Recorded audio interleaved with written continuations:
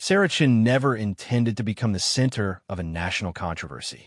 The 34-year-old physical therapist from Portland, Oregon, had built a quiet life helping injured veterans recover from their service-related injuries. Her small clinic near the VA hospital had earned a reputation for achieving remarkable results, particularly with combat veterans suffering from severe trauma injuries. What her patients didn't know was that Sarah's extraordinary understanding of their wounds came from personal experience that most people would find impossible to believe. The controversy began on a Tuesday morning in September when Sarah attended a local veteran support group meeting. She had been invited by one of her patients, Marine veteran Jake Rodriguez, who had lost his leg in Afghanistan and credited Sarah with helping him walk again. The meeting was held in a community center basement, with about 20 veterans sharing stories and supporting each other through difficult times. During the meeting, the conversation turned to the ongoing debate about women in combat roles. Several veterans expressed strong opinions about the physical and mental demands of elite military units. Tom Bradley, a former Army Ranger, was particularly vocal about his belief that women could never meet the standards required for special operations. "I've got nothing against women serving," Tom said, his voice carrying the authority of someone accustomed to being heard. "But there's reality we need to face. The physical demands, the mental pressure, the things you see and do in special ops. It's not something anyone can handle. It takes a special kind of person, and frankly, that person is going to be male 99% of the time." Sarah had remained quiet throughout the discussion, focusing on her coffee and avoiding eye contact. She had learned long ago that her experiences were better kept private. But when Tom began describing a particularly difficult mission he had undertaken with SEAL teams, making claims about situations she knew to be inaccurate, she found herself speaking up. "That's not quite how joint operations work with SEAL teams," Sarah said quietly. "The protocols you're describing changed after the Somalia incidents. Current procedure requires." She stopped herself, realizing that every eye in the room had turned toward her. Tom's expression had shifted from surprise to skepticism. "And you would know this how?" Tom asked, his tone challenging. Sarah felt her cheeks flush. I've worked with a lot of veterans. You pick things up." But Tom wasn't satisfied. "No, you were very specific about protocols. That's not something you pick up from physical therapy sessions. So I'll ask again, how do you know about SEAL team joint operations?" The room had gone completely silent. Sarah could feel the weight of 20 pairs of eyes on her. She had spent years avoiding this exact situation, but something about Tom's condescending tone and his dismissive attitude toward women in combat made her decision for her. "Because I was there," she said quietly. Tom laughed, a harsh sound that echoed in the small room. "You were there? Where exactly?" "Somalia, Afghanistan, Iraq. 3 tours over 6 years." Sarah's voice remained steady despite the tremor she felt in her chest. "As what? A medic? Supply personnel?" Tom's skepticism was evident. Sarah looked directly at him. "As a Navy SEAL." The silence that followed was deafening. Then Tom burst into laughter, and several other veterans joined him. "A female SEAL?" Tom wiped his eyes. "Lady, I don't know what game you're playing, but women weren't even allowed in combat roles until 2013, and the first woman to even attempt SEAL training was in 2017. She didn't make it past the first phase." Sarah stood up, her hands steady as she gathered her things. "I understand your skepticism." "Skepticism?" Tom was still chuckling. "This isn't skepticism, it's reality. What you're claiming is impossible. There has never been a female Navy SEAL. Ever. It's documented fact." Jake Rodriguez, the Marine who had invited Sarah, looked confused and hurt. "Sarah, what's going on? Why would you say something like that?" The pain in Jake's voice was worse than Tom's mockery. These were men she had helped heal, veterans she had worked alongside for months. She had violated their trust with a claim that seemed not just false, but offensive to their shared experiences. "I should go," Sarah said, moving toward the door. But Tom wasn't finished. "No, wait. I think we should talk about this. You just claim to be something that doesn't exist in front of a room full of actual veterans who've bled for this country. That's not okay." Sarah paused at the door. "You're right. I shouldn't have said anything. Damn right you shouldn't have. Tom stood up, his frame imposing in the small space.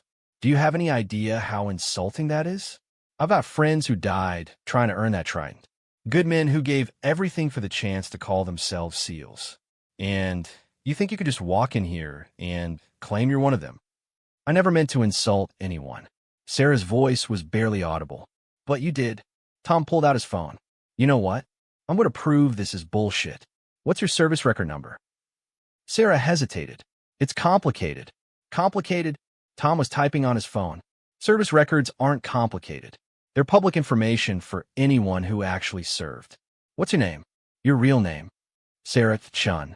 Tom's fingers flew over his phone screen. After a moment, he looked up with a satisfied expression. Exactly what I thought. No record of any Sarah Chun ever serving in the Navy. None. You want to try a different name? Maybe your maiden name? The records are classified, Sarah said quietly. This statement brought fresh laughter from several veterans. Classified? Tom shook his head. Service records aren't classified. Combat missions might be, but not the fact that you served. That's basic information. Sarah felt the walls closing in around her. Everything Tom was saying was true from his perspective. There was no public record of her service because her operations had been so far outside normal military structure that they existed in a shadow world few people knew existed. Look, Tom continued, I don't know why you're doing this. Maybe you're having some kind of breakdown, or maybe you're just a pathological liar. But this stops now. You want to play pretend soldier, do it somewhere else. These men deserve respect, not whatever sick fantasy you're living out. Jake Rodriguez looked devastated. Sarah, please, just tell us the truth. Why would you lie about something like this? The hurt in Jake's voice was unbearable. This man had trusted her with his recovery, had invited her into his community, and now felt betrayed by what seemed like an elaborate deception. I'm sorry, Sarah whispered, and walked out of the room. But Tom wasn't finished. Over the next several days, he began a campaign to expose what he saw as a stolen valor case. He posted on social media about the fake female SEAL he had encountered, sharing details of their confrontation and calling for others to help identify and expose her. The story gained traction quickly. Veterans groups picked up the narrative, expressing outrage at what appeared to be a clear case of someone falsely claiming military honors. Sarah's name and photo began circulating online, along with Tom's account of her claims and the complete lack of any military records supporting her story. Local news stations picked up the story, framing it as an investigation into stolen valor. They interviewed Tom and other veterans from the support group, all of whom expressed anger and disbelief at Sarah's claims. The consensus was clear. Sarah Chun was a liar who had disrespected real veterans with her impossible claims. Sarah found herself at the center of a growing storm. Her physical therapy practice began receiving angry phone calls and negative reviews from people who had seen the news coverage. Veterans she had successfully treated for months stopped making appointments, feeling betrayed by what they now believed were lies. The pressure intensified when a local veterans organization announced they were formally investigating Sarah's claims and considering legal action for stolen valor violations. Their president, a retired Navy captain named Michael Torres, appeared on local television to discuss the case. What we're dealing with here is particularly offensive, Captain Torres explained to the news anchor. This individual has not only falsely claimed to be a Navy SEAL, but has used that false claim to build trust with vulnerable veterans. She's taken advantage of good people who are trying to heal from their service-related injuries. The anchor nodded sympathetically. What makes you so certain her claims are false? Simple verification, Torres replied. We've checked every database, every record system available to us. There is no record of any Sarah Chun serving in the United States Navy, let alone in naval special warfare. Additionally, the timeline she's claiming is impossible. Women were not permitted in combat roles during the period she claims to have served. Have you attempted to contact Ms. Chun directly? We have. She's refused to provide any documentation or evidence to support her claims. In legitimate cases, veterans are proud to share their DD-214 forms and other service documents. Her refusal to do so speaks volumes. The interview was devastating. Torres was respected in the military community, and his calm, factual presentation of the case seemed to definitively prove that Sarah was lying. The online reaction was swift and harsh, with hundreds of comments calling for legal action and expressing outrage at her alleged deception. Sarah watched the interview from her nearly empty clinic, feeling the weight of condemnation from a community she had served for years. Her phone had been ringing constantly with reporters seeking comment, but she had stopped answering days ago. Jake Rodriguez appeared at her door that afternoon, his expression pained but determined. "I need to understand," he said without preamble. "I've known you for 8 months. You helped me walk again. You understood my injuries in ways that seemed impossible. You knew things about combat medicine that amazed the VA doctors. How do you explain that if you never served?" Sarah looked at the man who had become not just a patient, but a friend. "Jake, I can't." "Can't what?" "Tell the truth. Because right now, it looks like everything between us has been a lie." "It wasn't a lie. My understanding of your injuries, the treatment I provided, that was real. That came from genuine experience." "What experience?" Jake's voice rose. "Everyone has looked, Sarah. There's no record of you anywhere in the military. Nowhere. How do you have combat medical experience if you never served?" Sarah sat down heavily, feeling the weight of years of secrecy pressing down on her. "Some operations don't appear in normal records." "That's not an answer." "It's the only answer I can give you." Jake stared at her for a long moment. "Then, I guess that's my answer too." He left without another word, and Sarah knew she had lost more than just a patient. She had lost her connection to a community that had become her life's work. That evening, Sarah sat in her empty clinic, surrounded by certificates and photos from successful treatments, all of them now meaningless in the face of public accusation and private doubt. She had sacrificed everything to keep secrets that no longer seemed worth protecting. Outside, protesters had begun gathering with signs reading "Stolen valor is a crime" and "Respect our real heroes." The local news vans were setting up for evening broadcasts that would undoubtedly feature more condemnation of her alleged deception. Sarah had always known this day might come. She had lived with the knowledge that her service existed in shadows so deep that proving it might be impossible. But she had never imagined how devastating it would feel to have her honor questioned by the very people she had dedicated her life to helping. As she watched the protesters through her window, Sarah made a decision that would change everything. She pulled out her phone and dialed a number she hadn't called in 6 years, a number she had hoped never to use again. The phone rang twice before a familiar voice answered. "Admiral Mitchell's office." "This is Operative 77 Charlie," Sarah said quietly. "I need to speak with the Admiral immediately." There was a long pause. "Please hold." Sarah waited, watching the crowd outside grow larger as evening news crews prepared their broadcasts. In a few hours, her story would reach a national audience, and the calls for investigation and prosecution would intensify beyond anything she could handle alone. The phone clicked, and Admiral Jonathan Mitchell's voice came through clearly. 77 Charlie. "It's been a long time." "Yes, sir. I'm sorry to call, but I have a problem. I've been watching the news. I was wondering when you'd reach out." "Sir, I know the protocols about disclosure, but this situation has become untenable. I have veterans I've been treating for months who now believe I've lied to them about my service. There are formal investigations being launched. I don't know how much longer I can maintain operational security." There was a long pause. "Where are you now?" "My clinic in Portland." "Are you secure?" "As secure as I can be with protesters outside and media trucks setting up for the evening news." Admiral Mitchell sighed. 77 Charlie, you know I can't just declassify your service record. The operations you were involved in are still classified at the highest levels. Some of them will remain classified for another 30 years. "I understand, sir, but I need guidance. These aren't random people making accusations. These are veterans, good people who feel betrayed. They deserve better than lies, even if those lies are necessary for operational security. What exactly are you asking for?" Sarah looked out at the growing crowd, at the news crews preparing to destroy what remained of her reputation and her life's work. Permission to defend myself, sir. Whatever form that can take within the constraints of national security. There was another long pause. Stand by, 7-7 Charlie. I need to make some calls. The line went dead, leaving Sarah alone with the weight of 6 years of secrets and the growing certainty that her carefully constructed new life was about to end, one way or another.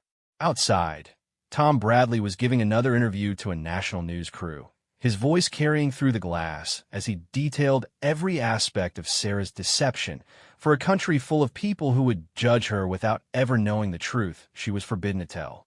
The morning after Sarah's phone call to Admiral Mitchell, her clinic remained closed for the first time in 3 years. Outside, the media presence had doubled overnight as national news outlets picked up the story. CNN had sent a correspondent, and Fox News was setting up for a live broadcast schedule for the afternoon. The fake female SEAL story was gaining momentum across social media platforms, with hashtags like #StolenValor and #FakeHero trending nationally. Sarah sat in her apartment above the clinic, curtains drawn, watching the coverage on television. The narrative being presented was overwhelmingly one-sided. Military experts were being interviewed to explain why her claims were impossible. Historians were discussing the timeline of women in combat roles, and veterans advocates were calling for criminal prosecution. Dr. Amanda Foster, a military historian from Georgetown University, appeared on Morning Joe to discuss the case. What we're seeing here represents a particularly troubling form of stolen valor, Dr. Foster explained. This isn't someone simply claiming to have served. This individual is claiming to have participated in operations that are historically documented as male-only during the time frame in question. It's not just false, it's historically impossible. The host leaned forward. What kind of legal consequences could she face? The Stolen Valor Act of 2013 makes it a federal crime to fraudulently claim to have received certain military decorations. If she's claimed to have received medals or commendations as a SEAL, she could face significant fines and imprisonment. Sarah turned off the television, unable to watch anymore. Her phone had been buzzing constantly with calls from reporters, but she had also received 3 calls from numbers she recognized as Admiral Mitchell's office. She hadn't answered any of them, unsure what protocol she should follow in a situation no one had prepared her for. A knock at her door made her freeze. Through the peephole, she could see 2 people in suits, a woman and a man, both carrying credentials that identified them as federal investigators. Ms. Chun, we're Agent Rebecca Martinez and Agent David Kim from the FBI. We'd like to speak with you about the allegations that have been made. Sarah opened the door carefully, noting how both agents positioned themselves professionally, but not aggressively. Ms. Chun, Agent Martinez began, we're investigating claims that you may have violated federal statutes regarding false military service claims. We'd like to give you an opportunity to clarify your statements. Agent Kim stepped forward. We understand this situation has become very public very quickly. Our goal is to get to the truth as efficiently as possible. May we come in? Sarah nodded, stepping aside to let them enter. Her apartment was sparse but clean, with military precision evident in the organization of her few possessions. Both agents noticed details that seemed inconsistent with someone who had never served. The way Sarah stood at attention when they entered, the precise arrangement of items, the instinctive spatial awareness she displayed. Ms. Chun, Agent Martinez began, settling into a chair while Agent Kim remained standing. We've reviewed the public allegations against you. Several veterans organizations have formally complained that you've claimed to be a Navy SEAL, specifically stating that you served in Somalia, Afghanistan, and Iraq over a 6-year period.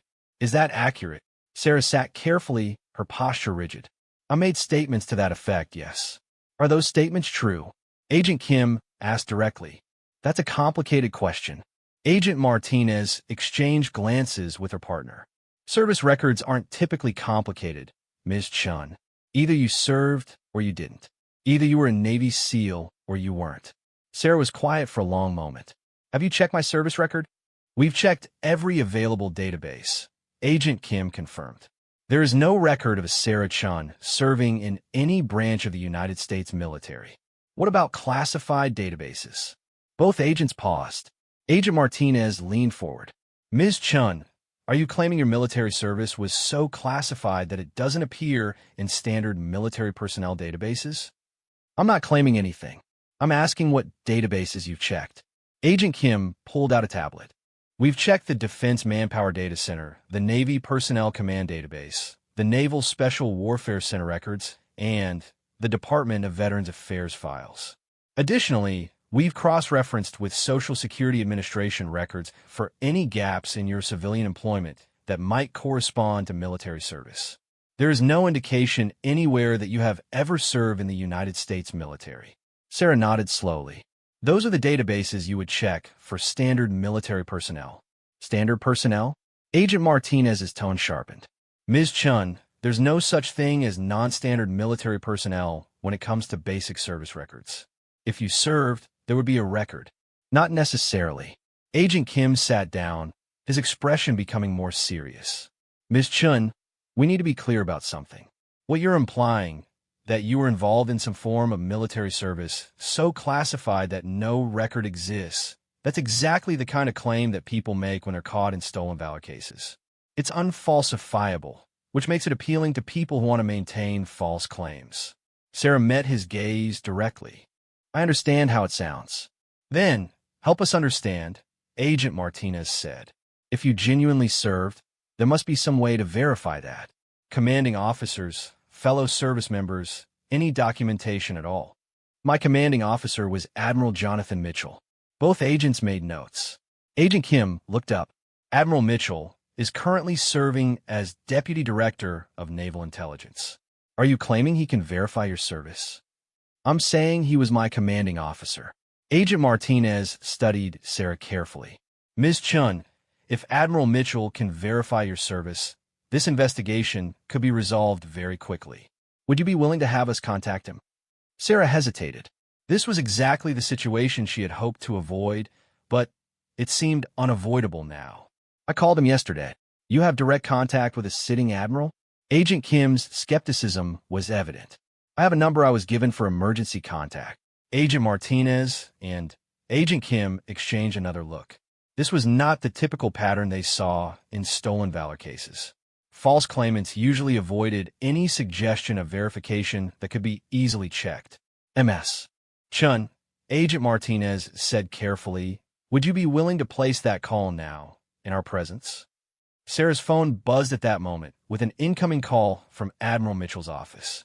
She looked at the agents, who nodded for her to answer. Hello. Ms. Chun, this is Commander Sarah Walsh from Admiral Mitchell's staff. The Admiral needs to speak with you immediately. Are you available for a secure call? Sarah looked at the FBI agents. I have federal investigators here right now. There was a pause. Please put me on speaker. Sarah complied.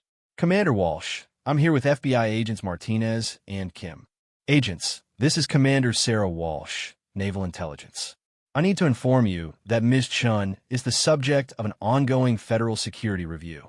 Any investigation into her background needs to be coordinated through our office immediately. Agent Martinez leaned forward. Commander Walsh, we're investigating potential violations of the Stolen Valor Act. Can you verify whether Ms. Chun has served in the United States Navy? There was a long pause. I cannot discuss Ms. Chun's background over an unsecured line.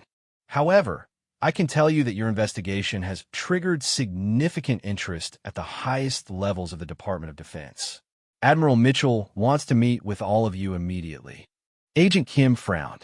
Commander, with all due respect, this seems like an unusual response to a straightforward stolen valor investigation. Agent Kim, nothing about Ms. Chen's situation is straightforward. Can you be at the federal building downtown in 2 hours? The agents looked at each other, both clearly confused by the turn the conversation was taking. We'll be there, Agent Martinez confirmed. After the call ended, the apartment was silent for several moments. Ms. Chun, Agent Martinez finally, said, I have to tell you, this is not a typical response pattern for stolen valor cases. Sarah said nothing. Agent Kim stood up. We're going to need you to come with us to this meeting. Am I under arrest? No, but you're a key witness in a federal investigation. And apparently, you're also the subject of some kind of security review we weren't aware of. As they prepared to leave, Sarah's phone rang again. This time the caller ID showed Tom Bradley's name. I should probably take this, Sarah said. She answered the call, putting it on speaker at Agent Martinez's gesture. Sarah, it's Tom Bradley. I wanted to give you a heads up. There's going to be a big protest at your clinic this afternoon. Veterans groups from 3 states are coming. But I also wanted to ask you something directly. What's that, Tom? I've been thinking about what you said about your knowledge of procedures and protocols. Some of the things you mentioned.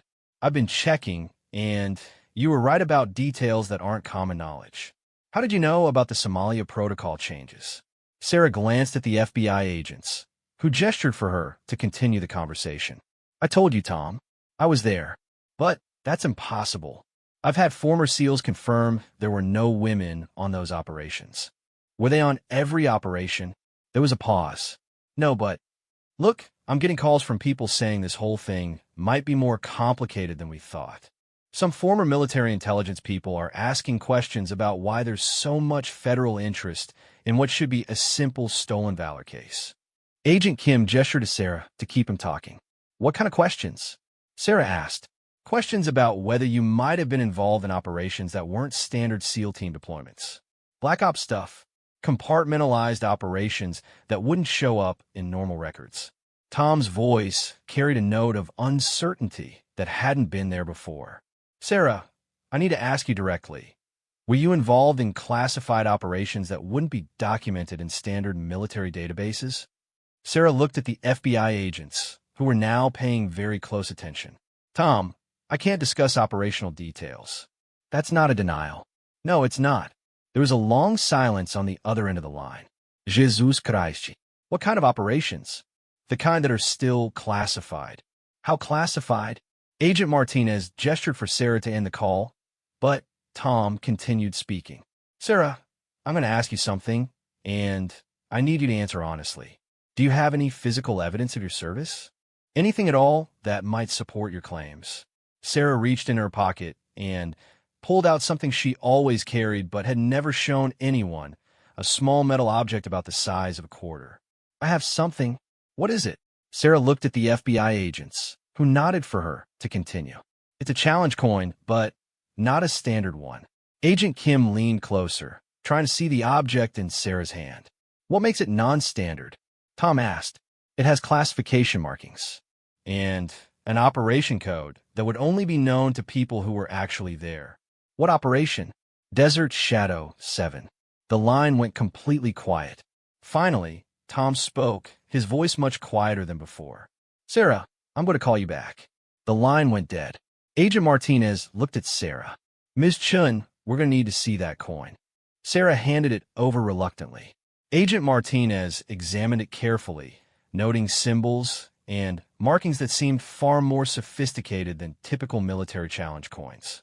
Agent Kim, Martinez said quietly, look at this. Agent Kim examined the coin, his expression growing increasingly serious. MS. Chun, where exactly did you get this? It was issued to me upon completion of a classified operation in 2009. By whom? By Admiral Mitchell. Agent Martinez pulled out her phone. I need to make a call before we go to this meeting. She stepped away, speaking quietly into the phone. Agent Kim continued examining the coin, making notes about specific markings and serial numbers. After several minutes, Agent Martinez returned, her expression grave. Ms. Chun, I just spoke with my supervisor. The investigation parameters have just changed significantly. What does that mean? It means we're no longer treating this as a potential stolen valor case. Agent Kim looked up from the coin. What are we treating it as? Agent Martinez hesitated. A potential national security matter. Sarah's phone rang again. This time, the caller ID showed Admiral Mitchell's direct number. 77 Charlie. Admiral Mitchell's voice was crisp and urgent. Report to the federal building immediately. Bring the agents with you. Yes, sir. And 77 Charlie? Yes, sir. Bring your coin. As they left Sarah's apartment, Agent Martinez spoke quietly to Agent Kim. David, in 15 years of federal investigation, I've never seen anything like this. Like what? A stolen valor case that triggers a response from naval intelligence, involves classified operation codes, and features physical evidence that requires special handling protocols. Agent Kim glanced back at Sarah, who was walking behind them with the bearing and awareness of someone with serious military training. Rebecca, what if she's telling the truth? If she's telling the truth, then we're about to learn about military operations that officially don't exist. Outside, the media crowd had grown larger. As they walked toward their federal vehicle, reporters began shouting questions. Ms. Chun, are you under arrest? Is this connected to your stolen valor claims? Have you been lying about your military service?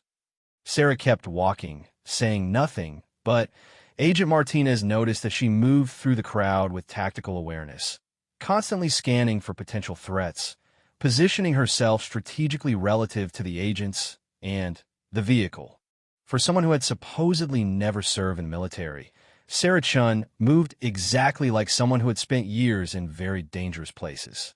As they drove toward the federal building, Agent Kim turned to Sarah. Ms. Chun, can I ask you something? Yes. If your service was so classified that no records exist, how are you planning to prove your claims to the veterans who accused you? Sarah was quiet for a long moment. I wasn't. I was planning to let them believe I was lying. Why?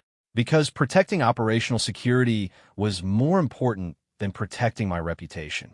Agent Martinez caught her partner's eye in the rearview mirror. That answer, more than anything else, sounded exactly like something a genuinely classified operative would say. The federal building loomed ahead, and, with it, answers that would either destroy Sarah's life completely or vindicate claims that seemed impossible to believe. The federal building's security procedures seemed routine until Sarah Chun approached the metal detector. The scanner immediately began beeping in a pattern that caused the security guards to exchange concerned glances. A supervisor was called over, and after a brief consultation, Sarah was directed to a separate screening area reserved for individuals with specialized clearances. Agent Martinez and Agent Kim watched with growing fascination as Sarah went through what appeared to be a highly classified security protocol.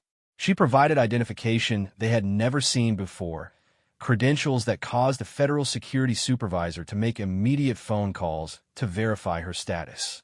Ma'am, you need to wait here while we confirm your clearance level. The supervisor explained to Sarah with a deference that seemed unusual for someone supposedly under investigation for stolen valor. 15 minutes later, Admiral Jonathan Mitchell arrived with a security detail that included 2 naval intelligence officers and a Marine Corps colonel whose uniform displayed ribbons indicating service in classified operations. The admiral was an imposing figure in his early 60s, with silver hair and the bearing of someone accustomed to command at the highest levels. Admiral Mitchell approached Sarah directly, ignoring the FBI agents momentarily.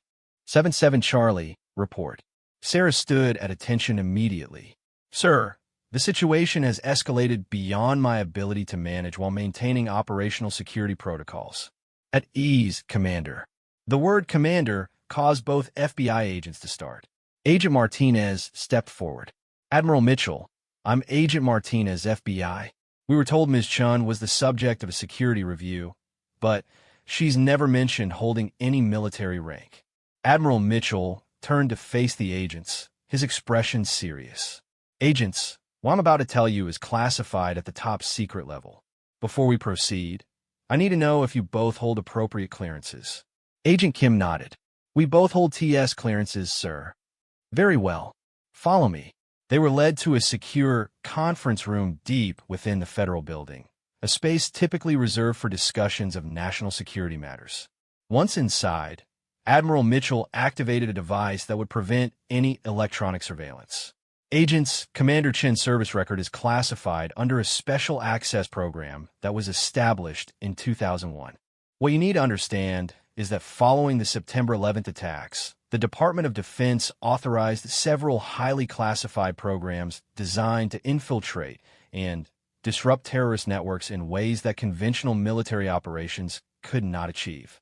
Agent Martinez leaned forward. Sir, are you saying that Ms. Chun, excuse me, Commander Chun was involved in deep cover operations?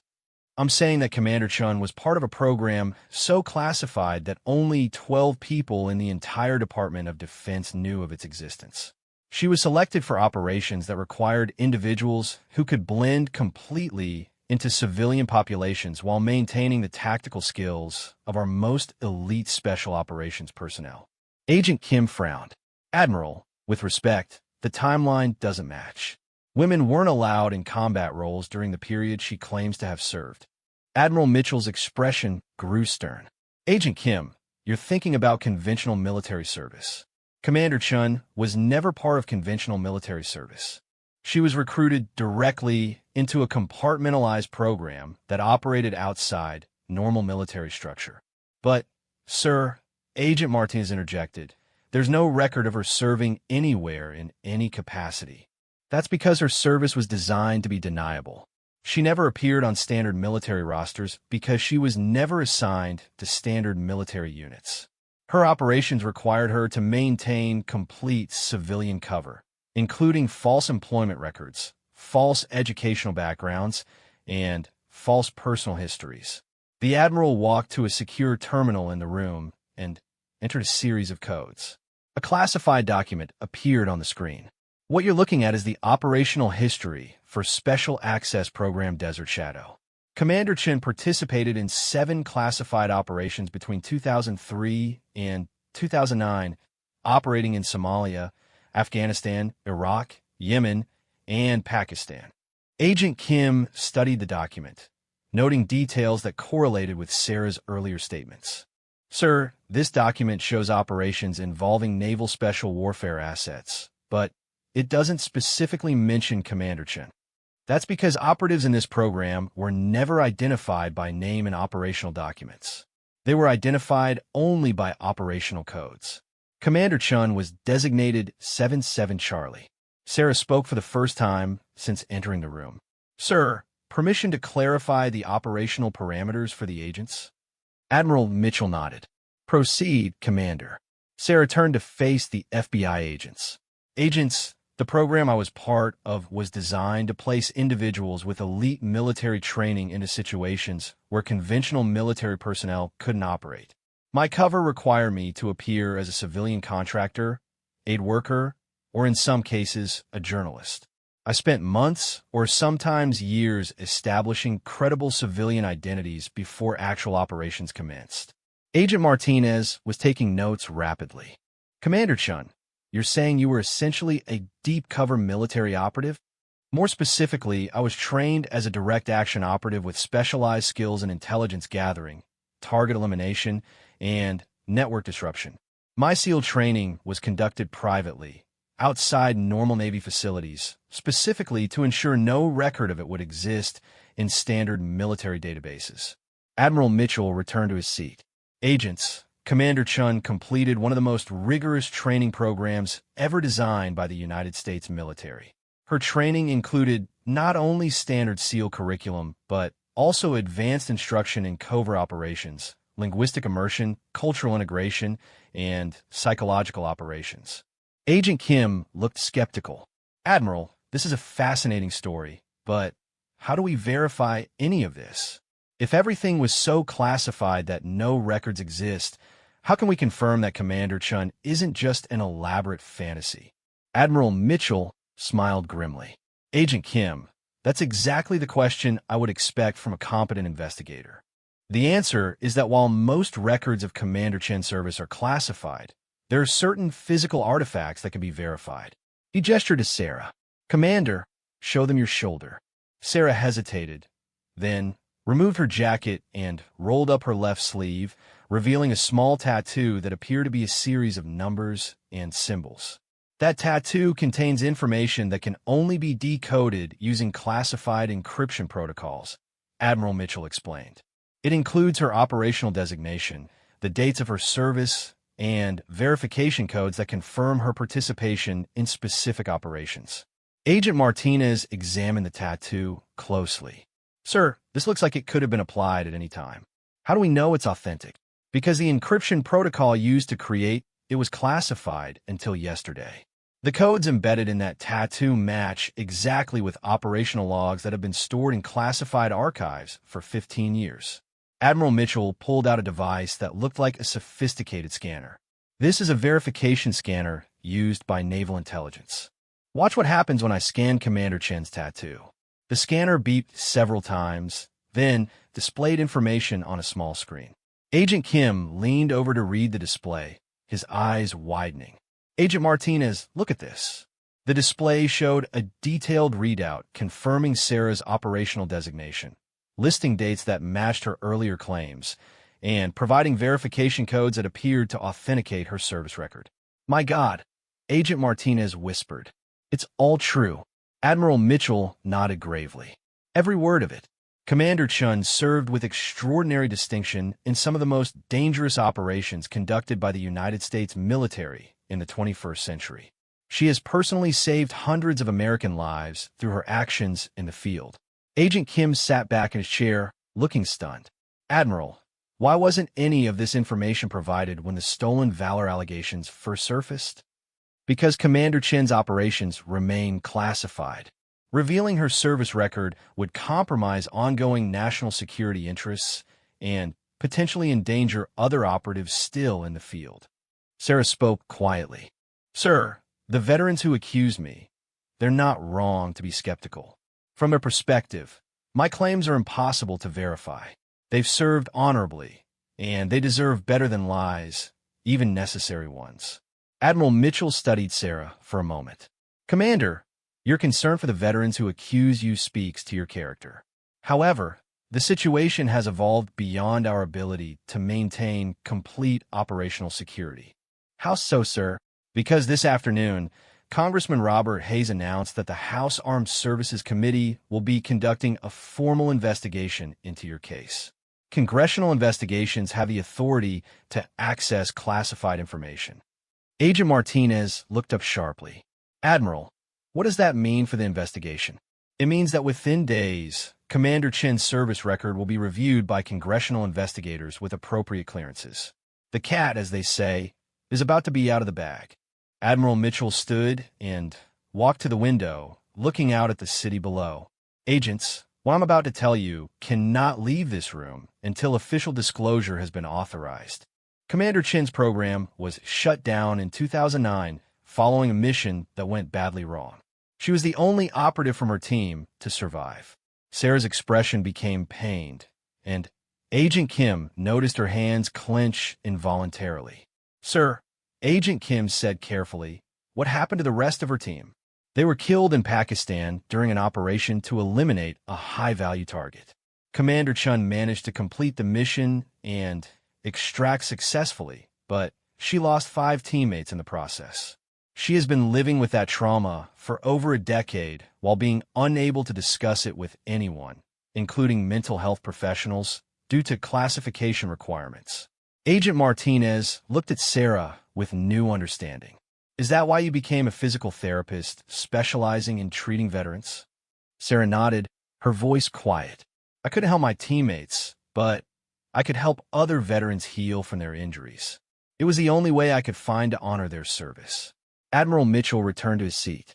Agents, Commander Chun has spent the last 6 years providing exceptional care to veterans while being unable to acknowledge her own service or trauma. The recent stolen valor allegations have placed her in an impossible position. What position is that, sir? Agent Kim asked.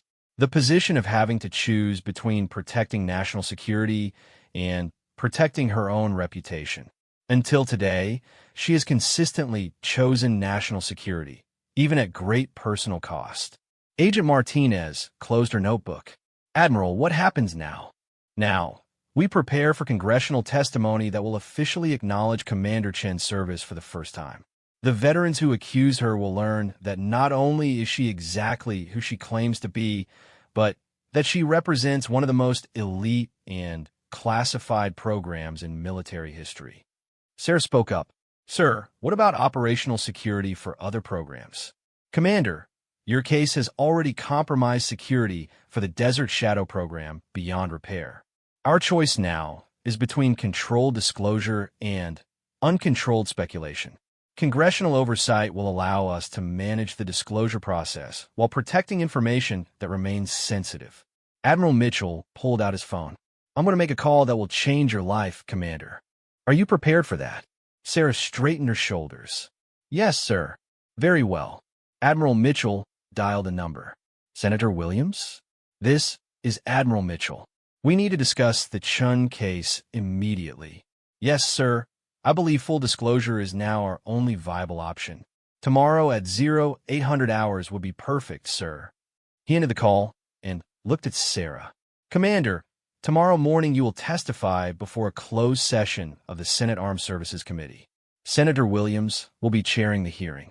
Agent Martinez looked confused. Admiral, what about our investigation? Your investigation is now classified as a matter of national security. You'll be providing a joint report with Naval Intelligence regarding the circumstances that led to this disclosure. Agent Kim shook his head. Sir, 12 hours ago we thought we were investigating a simple stolen valor case.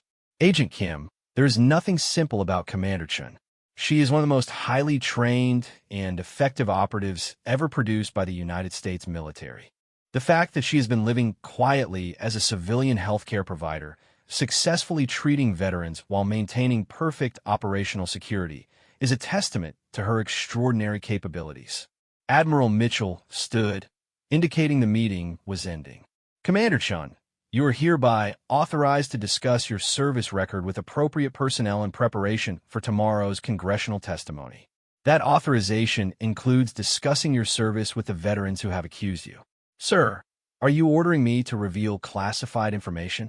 I am authorizing you to reveal previously classified information under the oversight of congressional authority. There's a significant difference. As they prepare to leave the secure conference room, Agent Martinez had one final question. Admiral, can I ask you something directly? Of course.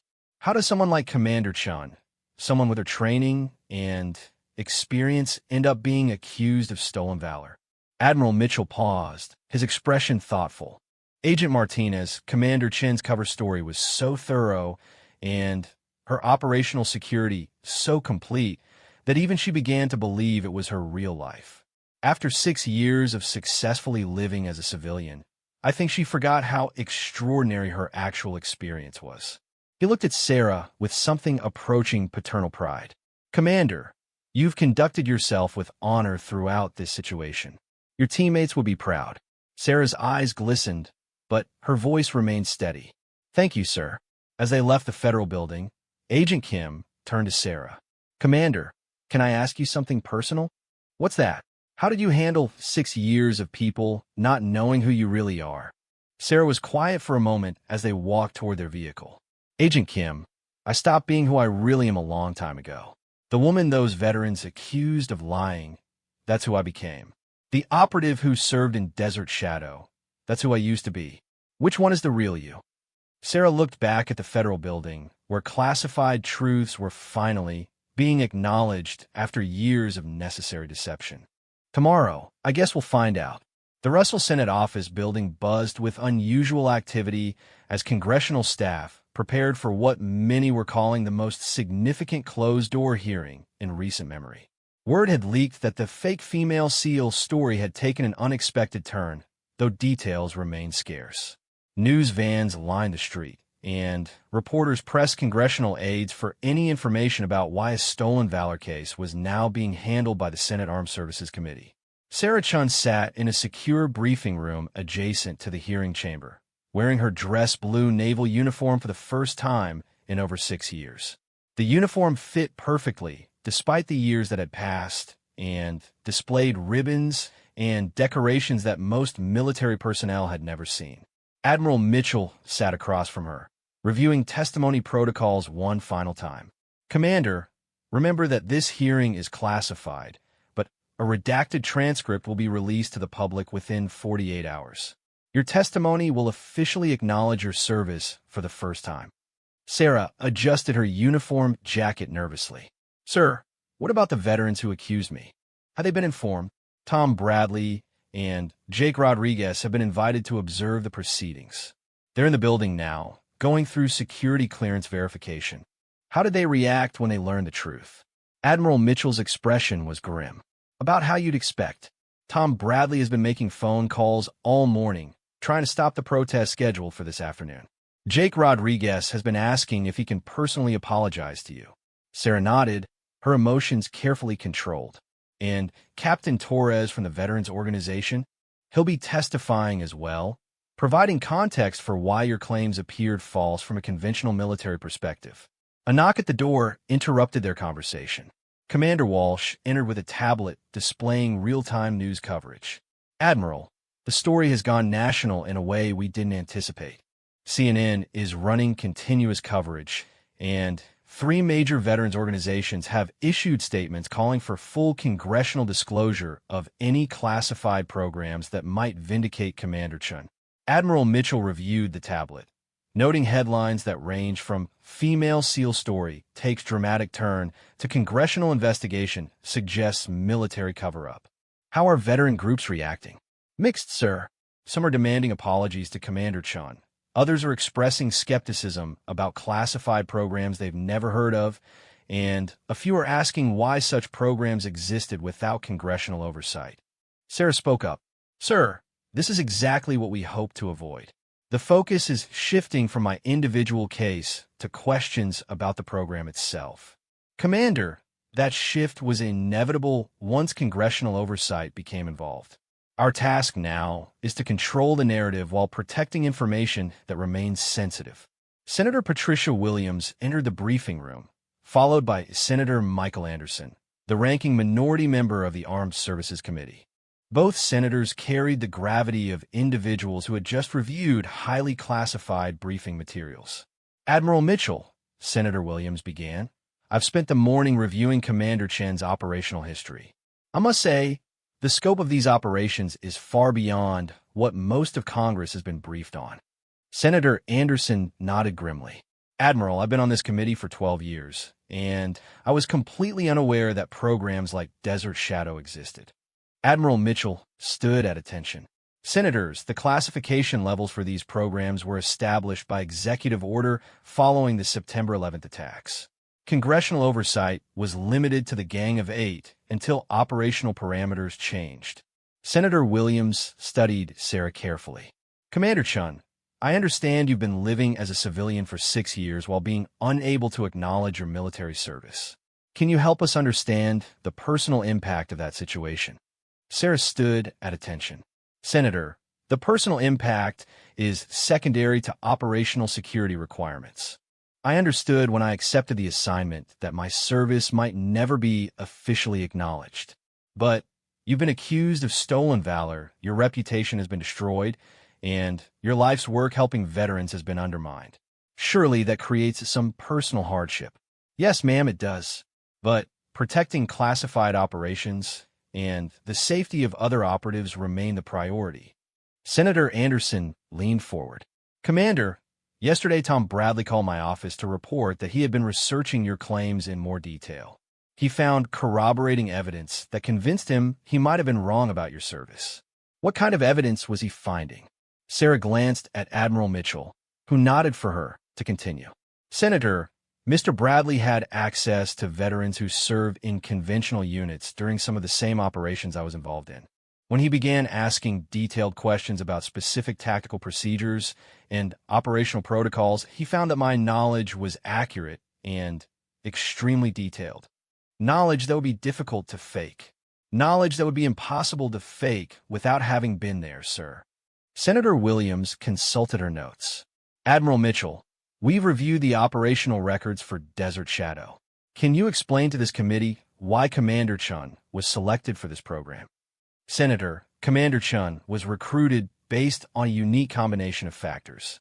She demonstrated exceptional physical and mental capabilities during preliminary evaluation. She had linguistic abilities that were crucial for certain operations, and her background allowed for deep cover integration that male operatives could not achieve.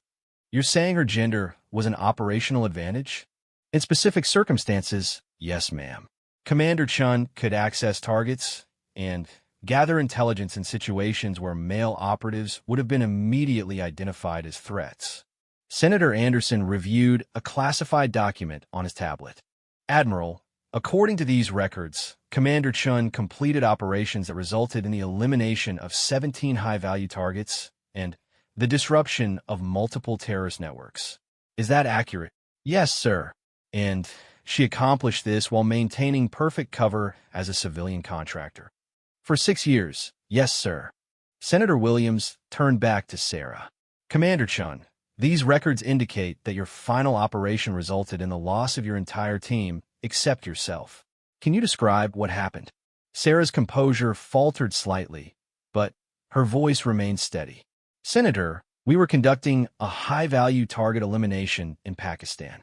Intelligence indicated that the target would be at a specific location with minimal security. The intelligence was incorrect. How incorrect? The target was there, but he was meeting with representatives from 3 different terrorist organizations. What should have been a simple elimination became a firefight against overwhelming odds. How did you survive when your teammates didn't? Sarah paused, clearly struggling with the memory. I was positioned as Overwatch, approximately 800 meters from the target location. When the operation went wrong, my team was trapped in a building surrounded by hostile forces. I provided covering fire that allowed them to attempt extraction, but she stopped speaking, her jaw tightening. Senator Anderson spoke gently. Commander, take your time. Senator, my teammates died trying to reach the extraction point. I was able to complete the mission by eliminating the target from my Overwatch position, but I couldn't save my team. Admiral Mitchell interjected. Senators, Commander Chin's actions during that operation saved hundreds of American lives. The intelligence she gathered during the mission led to the disruption of a planned attack on multiple U.S. targets. Senator Williams reviewed her notes. Admiral, why was this program terminated after that operation? Senator, the loss of 5 highly trained operatives in a single mission led to a strategic review of the program. The determination was made that the risks had begun to outweigh the benefits, particularly as conventional special operations capabilities improved. Senator Anderson had been studying Sarah during this exchange. Commander Chun, after losing your team and having the program shut down, how did you transition to civilian life? Senator, I was provided with a complete civilian identity and background.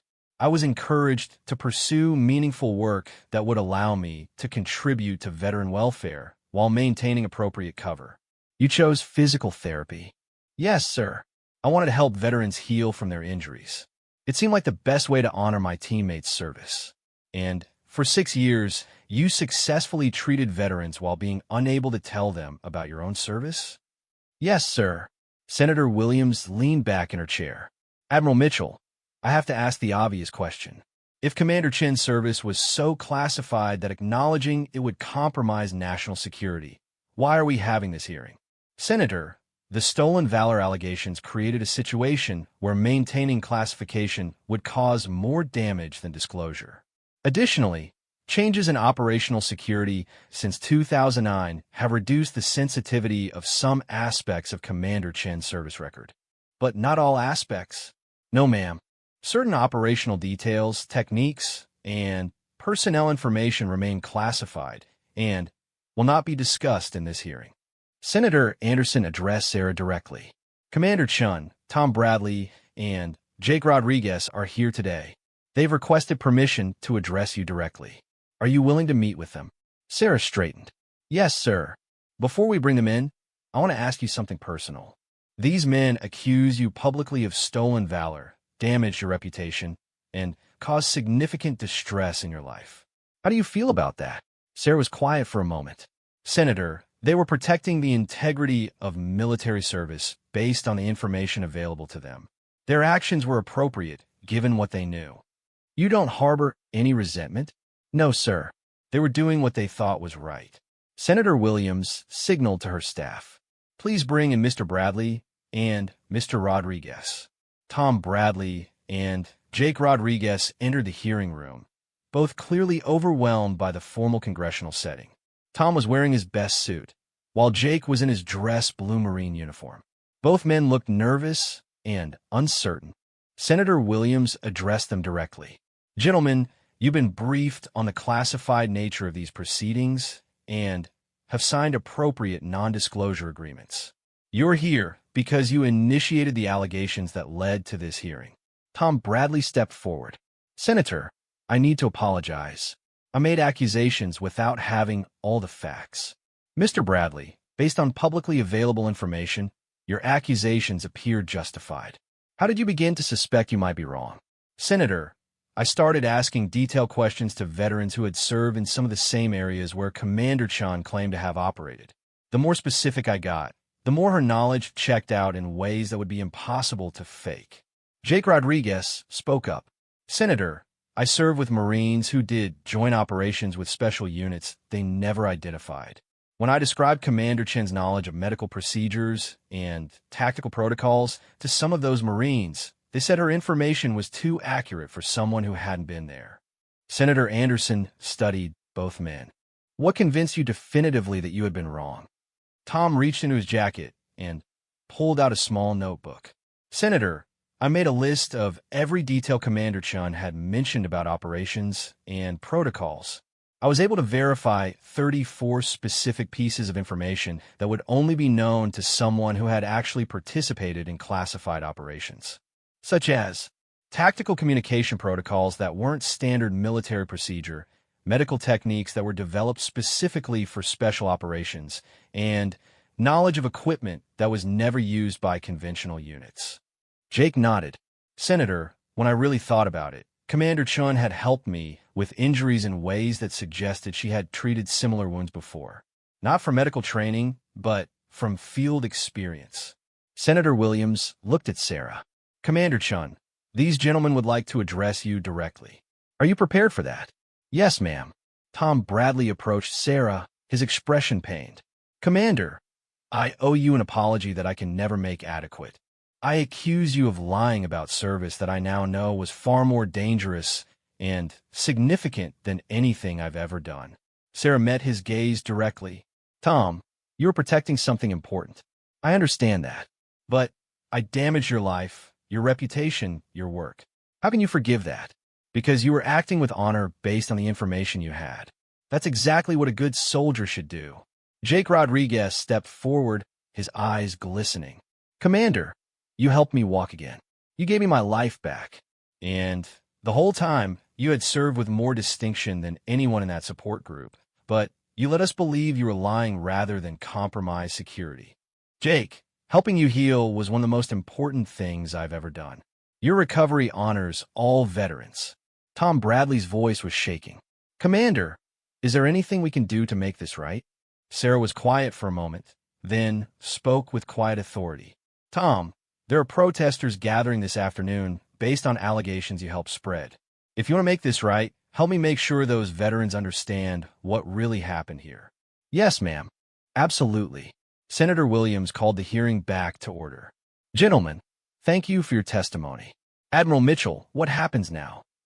Senator, a redacted version of Commander Chen's service record will be officially released.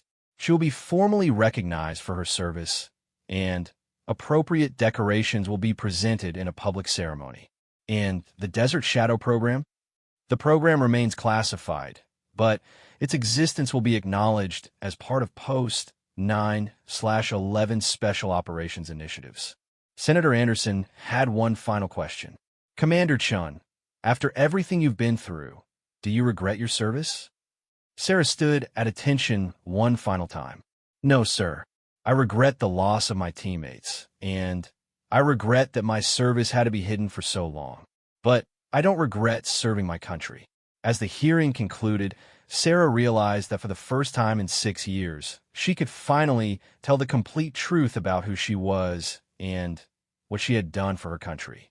Outside the Senate building, Tom Bradley was already making phone calls to cancel the afternoon protest and organize what he was calling an honor guard for a woman who deserved recognition, not accusation.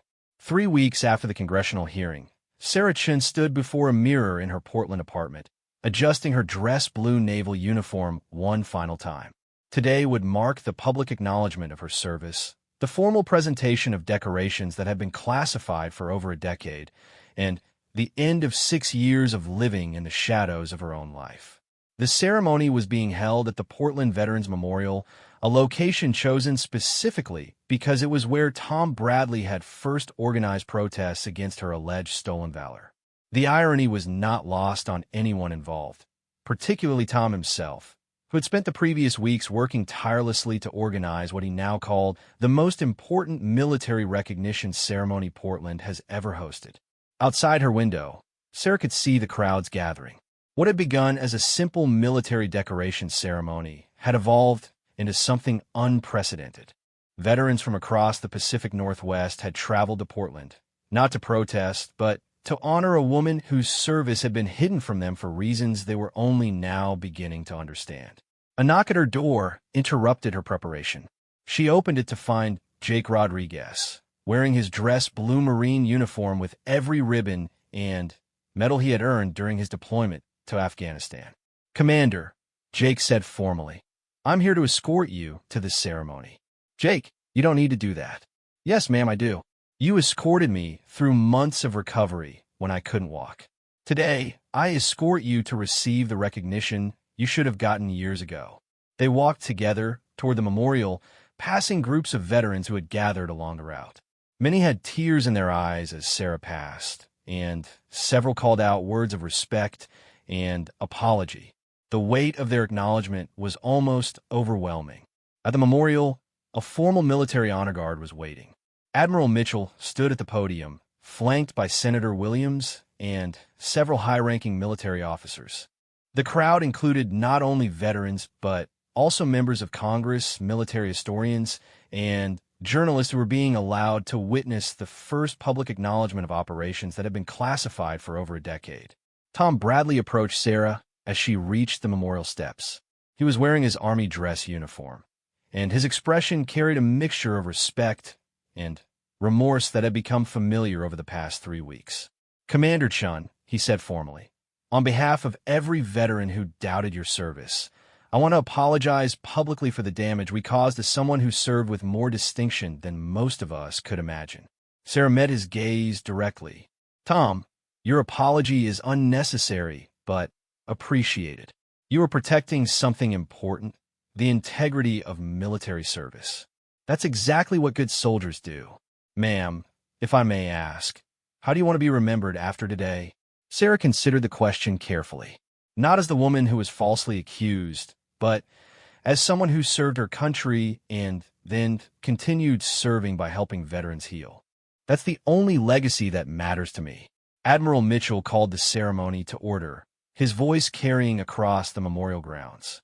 "Ladies and gentlemen, we are gathered today to officially recognize the service of Commander Sarah Chun, whose extraordinary contributions to national security have remained classified until recent congressional authorization allowed for public acknowledgement."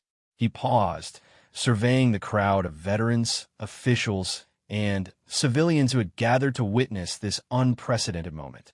Commander Chun served for 6 years in one of the most classified and dangerous programs ever conducted by the United States military.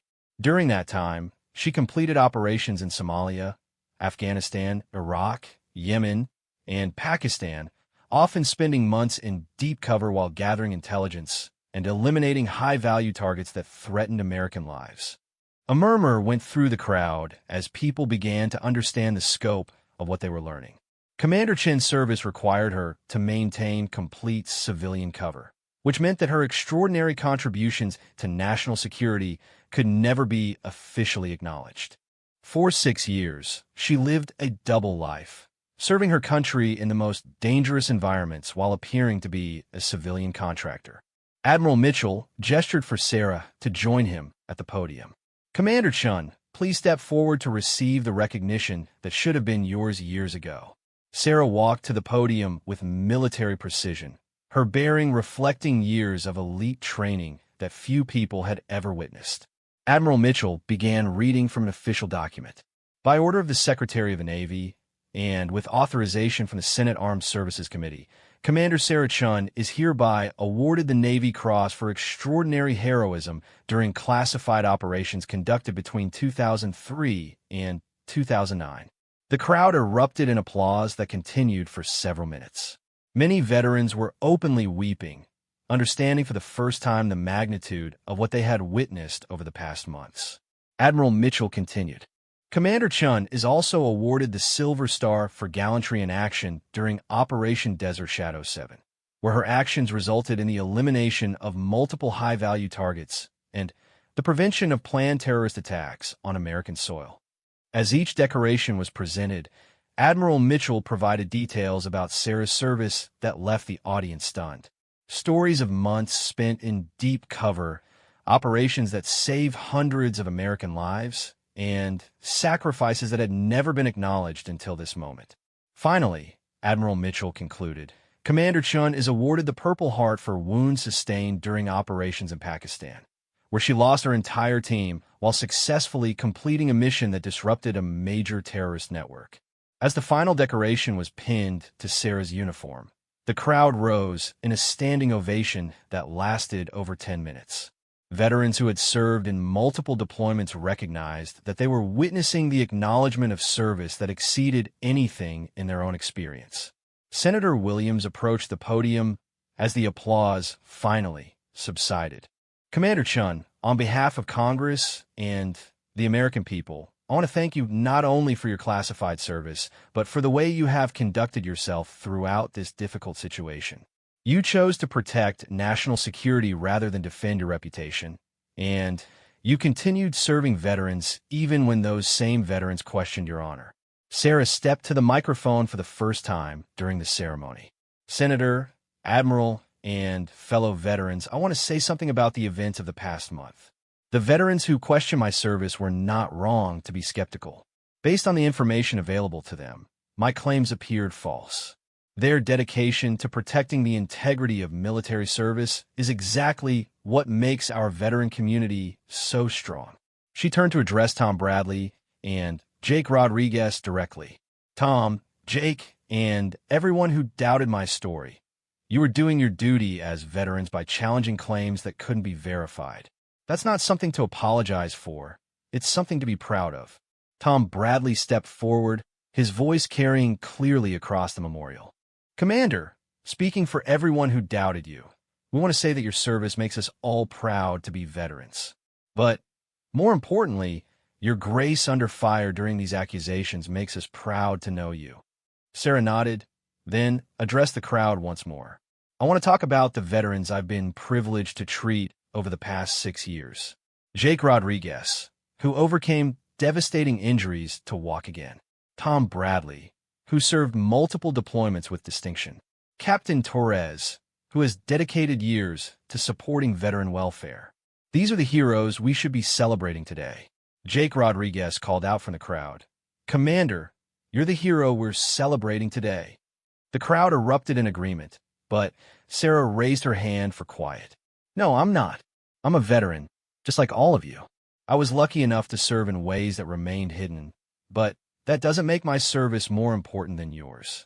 Every person who has worn the uniform has served with honor, whether their service was acknowledged publicly or remained in the shadows. Admiral Mitchell stepped back to the podium. Ladies and gentlemen, Commander Chen's attitude exemplifies everything that makes our military great. She has served with distinction, endured false accusations with grace, and continued putting service above self even when her reputation was under attack. He turned to Sarah once more. Commander, you have one final duty to perform. For 6 years, you've been unable to acknowledge your service or discuss your experiences with the veterans you've been treating. Today, that changes. Will you accept reinstatement to active duty status with assignment to the Veterans Administration, where you can officially combine your medical expertise with your military experience to serve veterans? The offer caught Sarah completely off guard. She had assumed that her military career was permanently behind her. Yes, sir. Commander Chun, on behalf of the Portland veteran community, we want you to know that your clinic will always have our full support. But more importantly, you'll always have our respect, our gratitude, and our friendship. As the ceremony concluded, Sarah found herself surrounded by hundreds of veterans who wanted to personally thank her for her service and apologize for the doubts they had expressed. The line of people waiting to speak with her stretched across the memorial grounds. One by one, veterans approached her with stories of their own service, expressions of gratitude for her medical treatment, and apologies for having doubted her integrity. Each conversation reinforced her belief that the veteran community was stronger than any temporary misunderstanding. A young female Marine approached Sarah near the end of the line, her expression uncertain but determined. Comanderkin, Mam, Im Corporal Maria Santos. I'm scheduled to begin SEAL training next month. After hearing about your service, I wanted to ask, do you have any advice for women trying to serve in special operations? Sarah studied the young Marine, seeing in her the same determination and dedication that had driven her own career. Corporal Santos, my advice is simple. Prove yourself every day, not because you're a woman in a male-dominated field, but because you're a warrior who demands excellence from herself. Your gender is irrelevant to your capability. Your dedication and skill are everything. Ma'am, were you ever discouraged by people who said women couldn't do the job?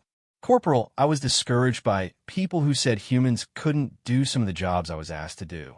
Gender was the least of my concerns when I was hanging from a helicopter in hostile territory.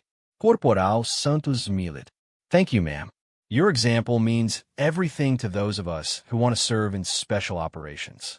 As the day concluded, Sarah stood with Admiral Mitchell, Tom Bradley, and Jake Rodriguez on the memorial steps, watching veterans and their families disperse throughout the city.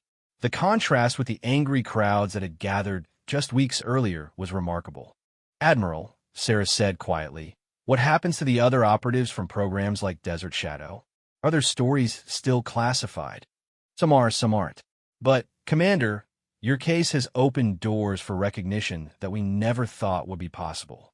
Congress is now reviewing classification protocols to determine what other service can be acknowledged without compromising ongoing security. Tom Bradley looked thoughtful. Commander, can I ask you something personal? Of course. Do you think you'll ever be able to forgive us completely for what we put you through? Sarah was quiet for a moment, watching families of veterans enjoying the autumn afternoon in the memorial park. Tom, there's nothing to forgive. You were protecting something precious, the integrity of military service and the honor of people who have sacrificed for their country. That's exactly what veterans should do. But we were wrong. You were wrong about the facts, but you were right about the principle. That matters more than being factually correct about one case. Jake Rodriguez spoke up. Commander, what's next for you? I start work at the VA hospital next month, where I can finally combine my medical training with my military experience officially. I'll be developing treatment protocols for veterans with combat-related trauma. And your private practice? I'm keeping it open 2 days a week for veterans who prefer private treatment. Some of my former patients have requested to continue working with me, including a certain Marine who needs ongoing support for his prosthetic adaptation. Jake smiled. That Marine would be honored to continue working with you, ma'am. As evening approached, Sarah returned to her apartment above the clinic that had been the center of controversy just weeks earlier. The building was now decorated with American flags and welcome banners placed by veterans who wanted to show their support. She sat at her kitchen table, still wearing her dress uniform with the newly presented decorations, and wrote in a journal she had kept throughout her years of classified service. Today marks the end of 6.